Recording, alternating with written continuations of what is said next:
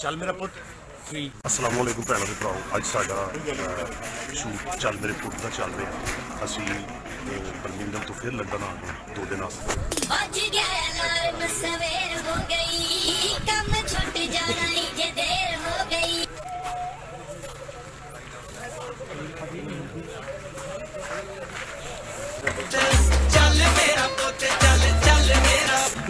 चल मेरा पुत साडे डायरेक्टर चिंचू गुलशन। चल मेरा पुत चल मेरा पुत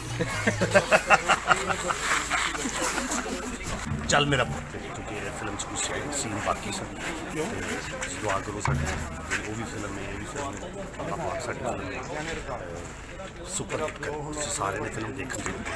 चल मेरा पुत सारी team sari coming soon. Thank you.